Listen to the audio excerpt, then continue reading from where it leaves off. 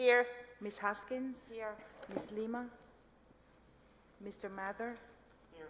Ms. Schott? Jacob? And Owen. Thank you. And if you could call the calendar, please.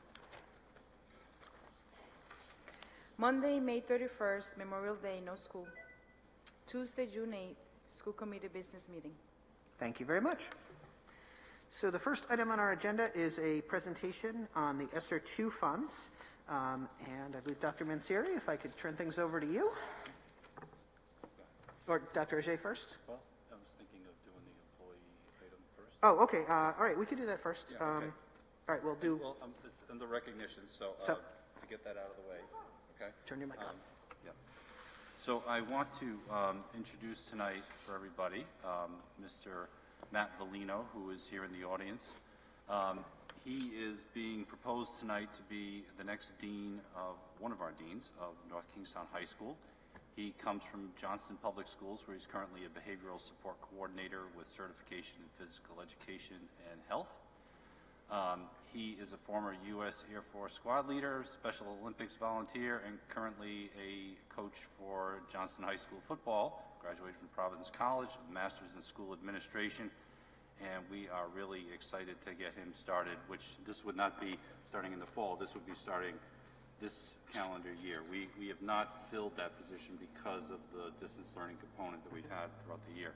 So with your approval tonight, I would ask that you move item E2 up to the front to do that vote. Okay. First. So we can do that with unanimous consent. Are there any objections to moving item E2 up for consideration at this time? No. If not, I'd ask for a motion to approve item E2.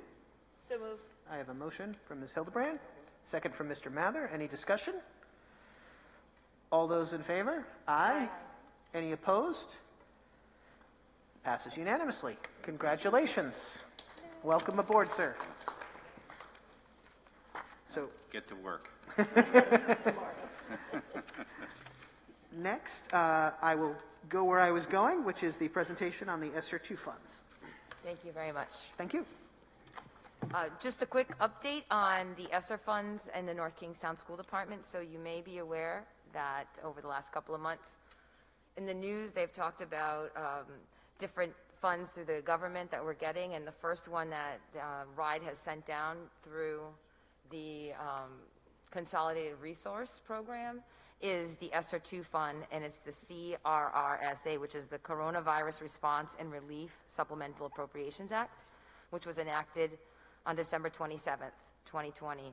The next one, a lot of people are calling ESSER3. It's from the American Rescue Plan for the elementary and secondary school emergency relief. And so what I wanted to let you all know is that the ESSER2 is what we're currently working on, and the ESSER2 allocation is $1,775,065 for the school year 22. They're student-centered plans that we're going to be making, and then for the following year, there's funds that have to be spent by school year 23 is $3,986,543. My glasses are smoking up here. So not less than 20% must be spent on learning loss. However, we are spending a lot more on the students primarily than any other area. So North Kingstown allocation guidance. We must address learning loss among students, including low-income, multilingual learning students, racial and ethnic minorities, students experience homelessness, and children in foster care in North Kingstown. We also can put a percentage after we put everything through for the learning loss with school facility repairs and improvements to reduce the risk of a virus transmission and upgrade any projects to improve the indoor air quality in the schools. So where are we spending our funds? We have them in a couple of different buckets. I've been working with all the different building administration and also pupil personnel to make sure that we're hitting everywhere. We're starting out with the summer school, ESY, which is extended school year. That's through pupil personnel and enrichment programs, back to school campaigns. They're really interested in finding out who were the students that weren't engaged, and maybe behind the screen with a dark screen on, we need to work on how we're going to get them back, because we need to talk about, a lot of students don't realize that if you miss a day a month, how that you are critically absent for learning loss. The staffing for the right to read. So I've talked to you a lot about curriculum and what we're working on for the different curriculum for the different levels. There's also in that bill, the 2020, by 2023, all teachers have to either be proficient in the Right to Read Act. So we're allowed to use that money to do training for the teachers that need to do, and depending on what type of teacher you are, is the level of training that you have to do. And I went over that at the last school committee, so I won't do that again today. Finally, we have a Diversity, Equity, and Inclusion Committee, and we have Social Emotional Learning, which are two very high-level things that are on for initiatives for the next coming year. Because again, the research has borne out that the students that are returning, we really need to, and not and only the students, but also the staff and the teachers, we really need to be looking towards their emotional wellness and their health. And then in the very last slide, I talk about 6 different areas. And again, it's about the summer school, but one of the enrichment programs, one of the things that they're asking us to do is not only talk about the academics, but really connect with the enrichment as well. So one of the things that we have done in North Kingstown over the years is to have different gardening projects and people working with our kitchen and food service and providing the vegetables. And so we're taking it one step further, and we're going to work with the high school, the 2 middle schools, and an elementary and the preschool to get a systemic loop going that we will not only take a look about, having the gardening project, but also adding the composting in there, nutrition, food service, and making sure that students are well aware on, that whole thing. And I think the high school students will end up going down to the lower schools, and then we'll just have this really nice pathway. It won't be a career in tech, but it'll be a great pathway for people that really want to, get their hands in it. And then we have, is there anything else on here I haven't talked about? Oh, at the high school, we're going to try to do a few different things, extending the ARC program, which is called the After School Resource Center. It's going to be during the school day, though, because a lot of students, based upon their activities or their family situation, again, this is an equity issue, they can't get here after school. So we're going to also take a look using the ESSER funds to get some, to shore up during the personalized learning time, the PLT, to kind of give them what they need, and if they need some, to try to do some remediation at that time, we're going to do that. And social emotional work, a ton of that. So anyway, I would be happy to, go a little further into detail once it's due July 1st. So now what we're doing is getting the vendors, consultants. The thing about it is there's a lot of schools in the state of Rhode Island, and everybody's going after very similar things. So we're trying to work together, different districts, with the superintendents to find out, what's out there, and to make sure that our students get what they need. So any questions, I'd be happy to answer for you. Yeah. I have a question. So I attended a meeting today of the Children's Cabinet, which is made up of all the State Department heads, specifically around children's topics. And Rhode presented about the ACN, We have that. something course network, Yep, accelerated Advanced course network. Yep. And, I knew about ACN because I have a high school student. I know you guys have put it in the newsletter, but I didn't realize how much they've expanded it. Yep. And now it's relevant for kindergarten Yep. through high school. So I'm thinking that we should somehow think through how to message that to parents in a little bit of a different way, because it's something that I see all the time in like the high school newsletter, right? And I've looked at it. And for somebody who's a parent who's pretty well informed about what's going on, like didn't really pay too much attention to it, I can imagine that other parents are probably very unfamiliar with what ACN even is. So I think pushing that out to parents, maybe think through a little bit of a different way, because it's like they have like 6,000 offerings. Yeah, and they have it by elementary versus high Yeah. school. I know they've really increased it, and they were trying to do some advertising and marketing. Maybe that's how you see it in a different light now too. We'll have to find out. We couldn't Well, even could ask be. at the. Yeah, but I Stephanie at Rhode talked about the marketing, and so like for work, we're going to be doing that. But I think that there's probably a lot of resources that we can utilize too to get that information to parents. All right, we can take a look at that. And then just one comment I wanted to make, because there's a lot of questions around budget time and around town. People see, you were mentioning the dollars, which are big numbers.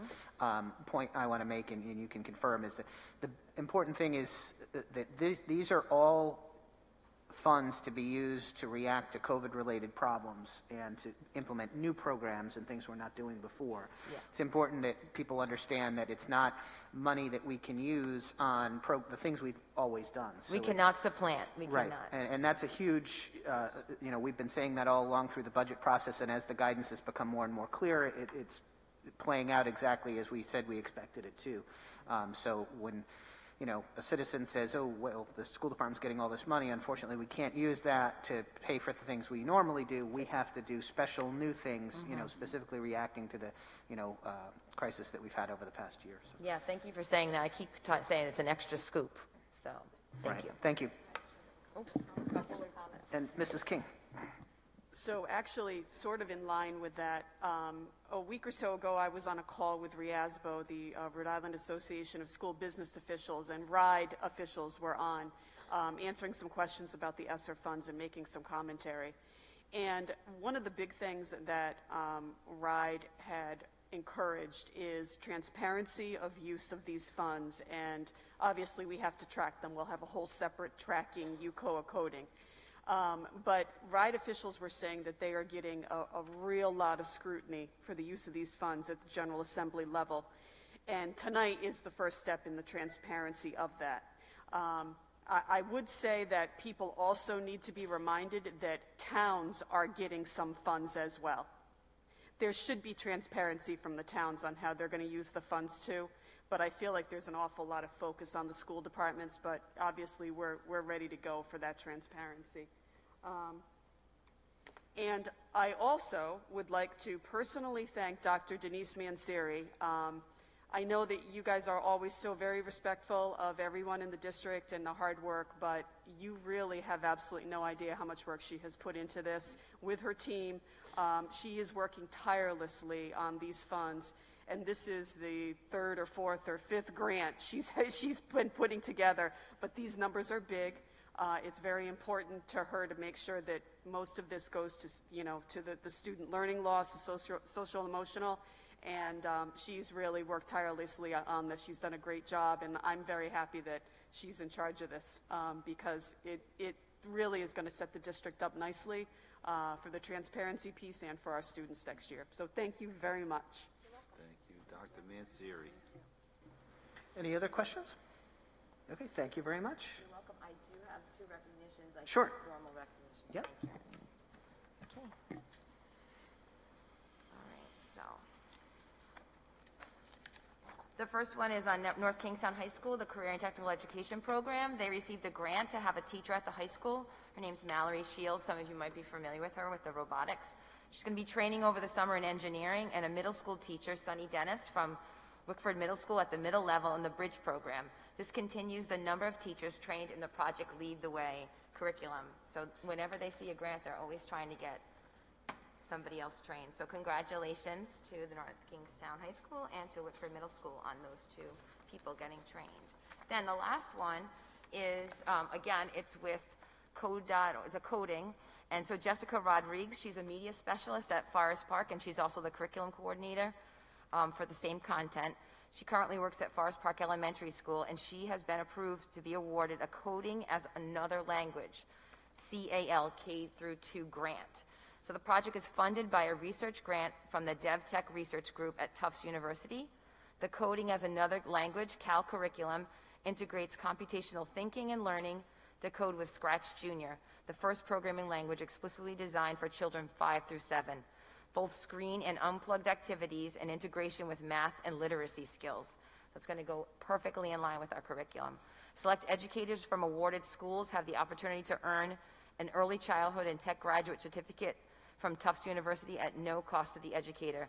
And Jess was one of those educators that was selected. So I'd like to congratulate her. She's what we're going to have is 60 iPads, 20 for K, 20 for first grade, and 20 for second grade, 3 iPad charging stations, professional development for all 7 teachers in those grades, participation in the partnership with Tufts, and the tuition for the lead tech teacher and the grant, Jessica Rodriguez, to attend at Tufts University. It's a 2-year project, And North Kingstown will find out shortly if we're in cohort 1 or cohort 2 this year and next year. Thank you, that's all I have. Thank you very much. So next item on the agenda are citizens' comments. Mrs. Berganza, did you receive any emailed comments? No? Okay. So if there's anyone watching at home who would like to call in, the number's on the agenda, but specifically I'll read it out loud. It is 401-268-6285. Operators are standing by if you'd like to call. We'll give it a minute or two just in case. We haven't had anyone do this yet, but we do have to make, under the current regulations, even though we're having an in-person meeting, we have to have a component for those who cannot attend, so that's why we're doing it this way. I'll read the number one more time. It's 401-268-6285. And is there anyone in the audience who'd like to speak? I see someone. Yep. Yep. Hold on, you got to get to the mic.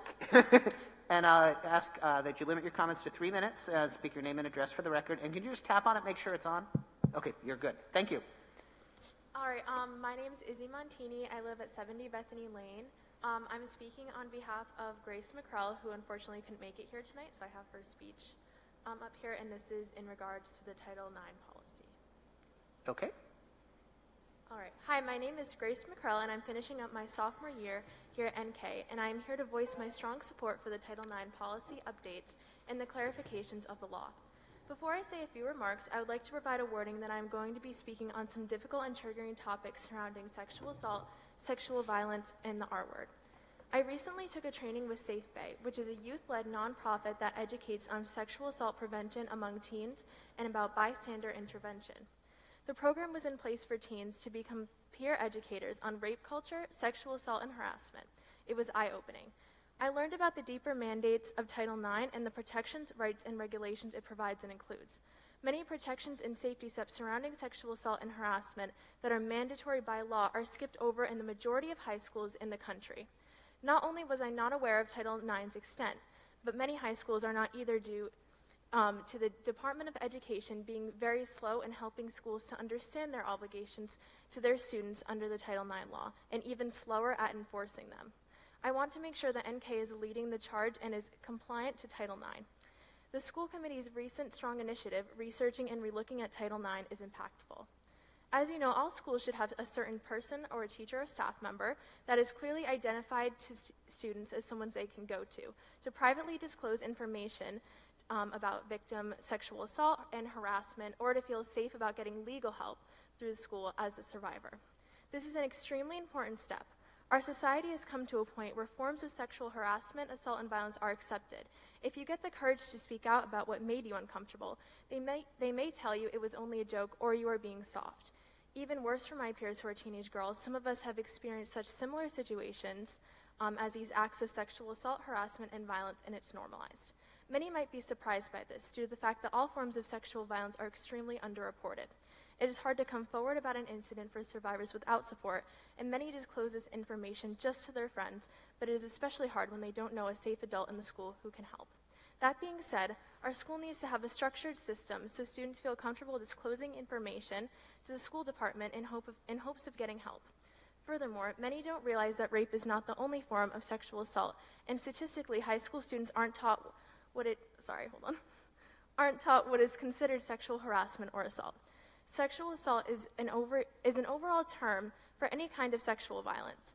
It can include groping, threats of sexual violence, blackmail, non-consensual pictures, any sexual contact with someone, and forced rape. The time is now for change, and in the past years, with the cuts and changes due to Title IX policy across the country, this recent update and all that it includes is a critical requirement and a great start. Thank you, guys. That was on behalf of Grace McCrell. Thank you very much. Anyone else in the audience who'd like an opportunity to speak? Yep, go ahead.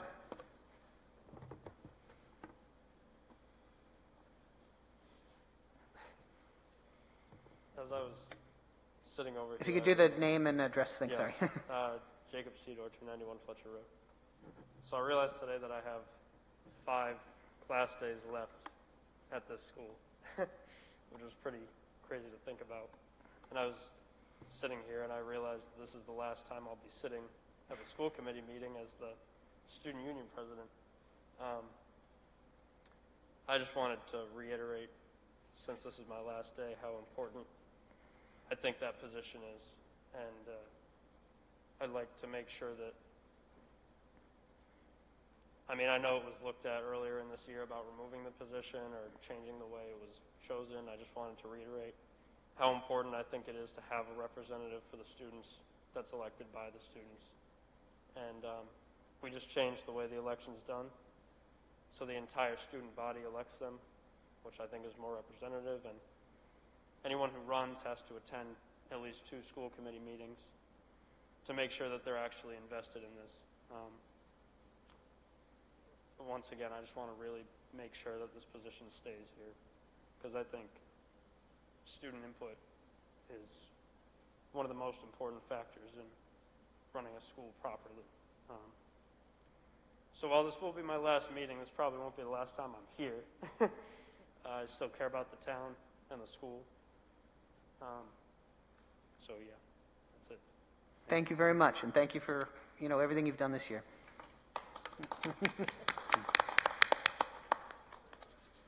We'll move on with our agenda. Next item would be the superintendent's report. I'll turn it over to Dr. Auger. Yeah, not too much tonight. There was, I usually use these reports to talk about, COVID guidelines and all that. We've had an update on, mask wearing and all that, which I sent out to the community a couple of days ago or yesterday, and we are anticipating more favorable guidelines for the prom and the graduation as well. So we're looking forward to that, and once we have those, we will send those out to all interested parties, of course. And that's all I have for tonight. All right, thank you very much. So next, moving on to routine items. If I could ask for a motion to seal the executive session minutes of May 25th, 2021. So moved. A motion from Ms. Hildebrand. Second from Mr. Mather. All those in favor? Aye. Any opposed? Passes unanimously. I can disclose that no votes were taken in this evening's executive session. Next on the consent agenda, I'm going to, at Mr. Mather's request, I'll exempt item C2 for him. I know you had brought that up. We've already approved E2. Any other members like to exempt anything? Okay. And if I could ask for a motion to approve the non-exempted consent agenda items. So moved. Motion from Ms. Hildebrand. Second from Mr. Mather. Any discussion? All those in favor? Aye. Aye. Any opposed? Passes unanimously.